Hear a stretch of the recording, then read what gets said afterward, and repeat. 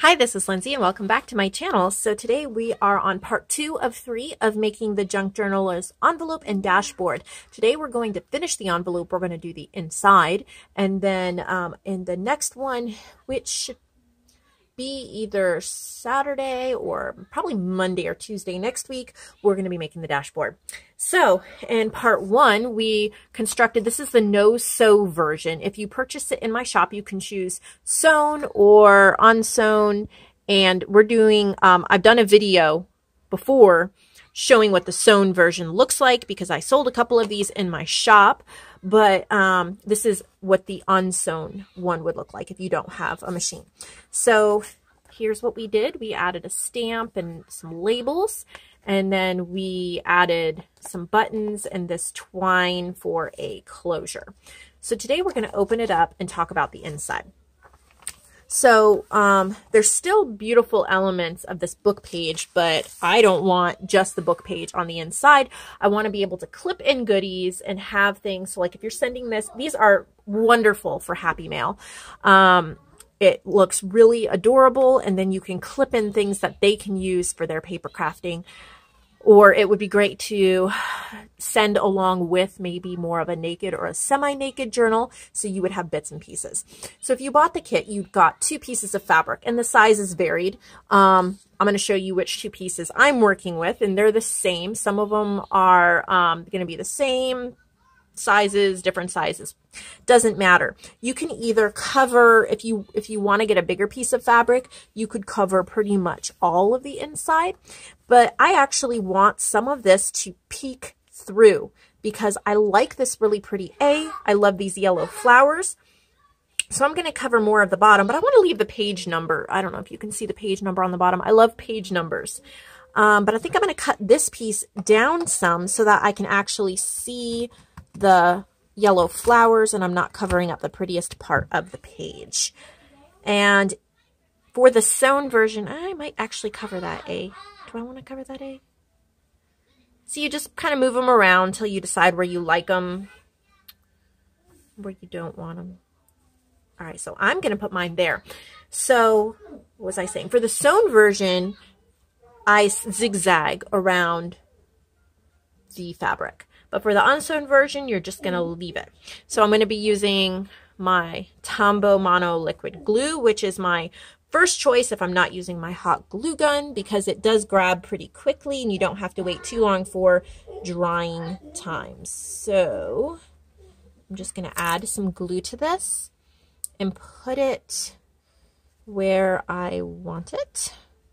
Press it down lightly and do the same thing for the bigger version. This is just adding texture, color, and a place for you to add your goodies, your pockets, your tags, whatever you're going to be putting on it.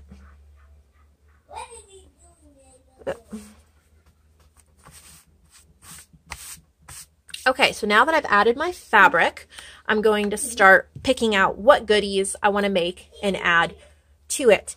If you purchase the kit, and there are a few available still in my shop, if you purchased the kit, you would have gotten like a Ziploc baggie that was stuffed with 50 different pieces.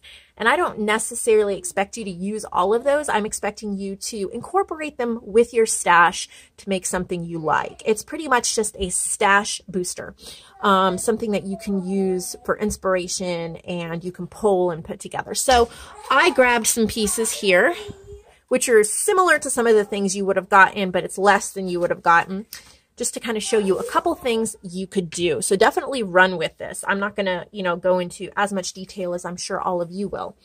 So I have just a piece of cut off scrapbook paper here, and I think that this would make some wonderful tags. And I have my tag punch that I've been showing everybody from Hobby Lobby. So let's punch out some tags. This is too wide, so I'm going to have to cut it down to 2.5 inches. So I pulled in my mini paper trimmer here, and I'm just going to trim this to a 2.5 inch width, and then roughly in half. I'm not sure exactly how long this, we'll do 4 inches. So 2.5 by 4. You can do any size you want. This is just what I'm choosing. All right, we're going to get the trimmer out of the way.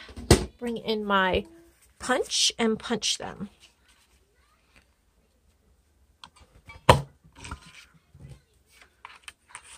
Don't overstuff these because they're not secured on the sides and you don't want stuff falling out. You want to pay attention. Everything you put in needs to be stuck in a pocket, clipped, something like that, because these sides are open. And when you close it, you don't want things flying everywhere. So here's my 2 tags, and I'm going to take some brown ink my edges up. Just because I like that finished look. I think it takes it to the next level. All right, and then I want to make little pockets to slip these in. And I'm just kind of, you know, I think right there would be nice. So we're going to make 2 pockets or 1 long pocket. I'm just looking at my different scraps and I'm trying to decide what I want to use. Okay, I really like this coffee dyed paper here. Parts of it got too burnt for me to use as a page, but I love the texture of it. So let's see if it would hold up for a pocket. Whoop.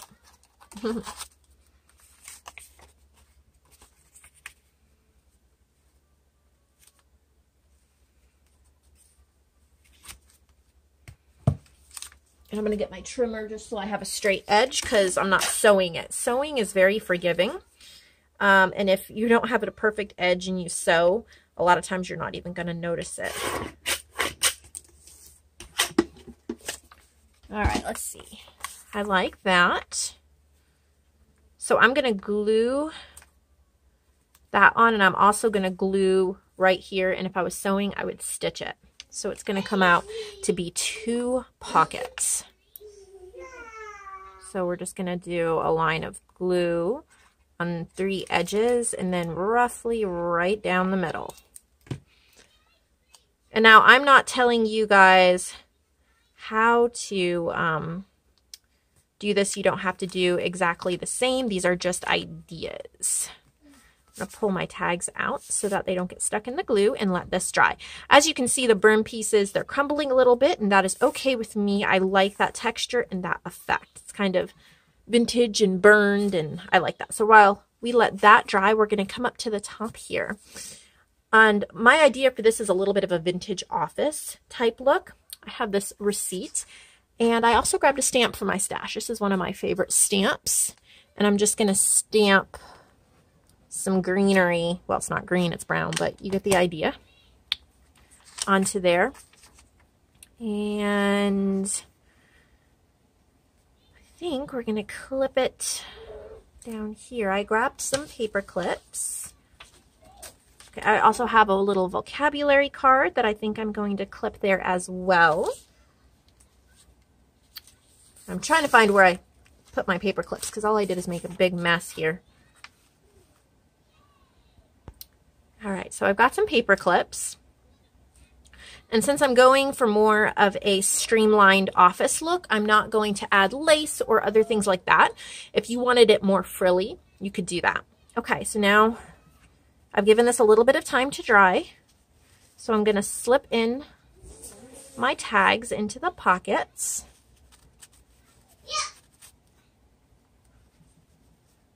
Okay, like so.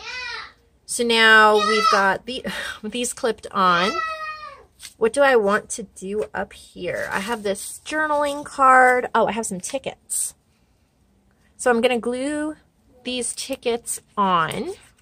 These are not going to be removable. They're going to be part of the aesthetic, just like that. I also have a little sticky notepad, and I'm going to break part of it apart, and I'm going to include that, I think, so that the recipient gets a little sticky notepad, since this is kind of office themed. And then I'm going to stamp on the top one just to kind of add a little bit of a touch. I really like how this is coming out. Now I'm just looking at what.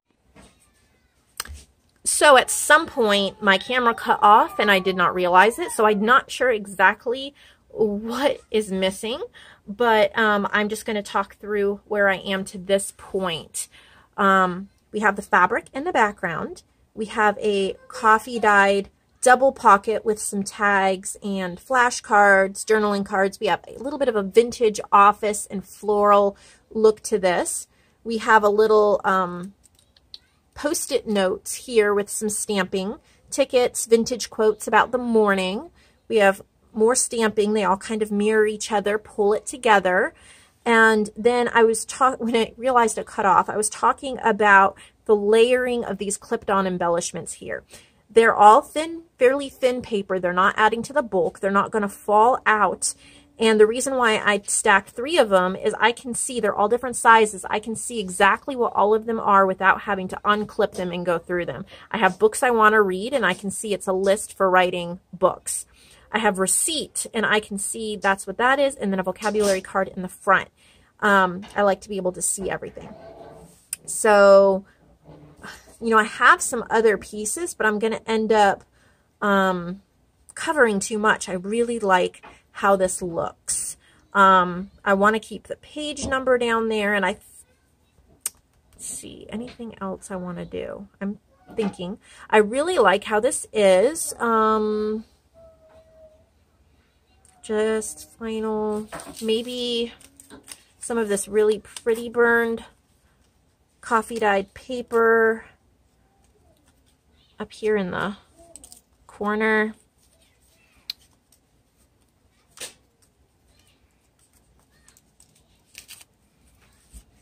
Kind of pull it together. Yeah, I really like that. Now this is very fragile, so it may not last, but it's not meant to be removable. And if I glue it really well, parts of it at least should stay.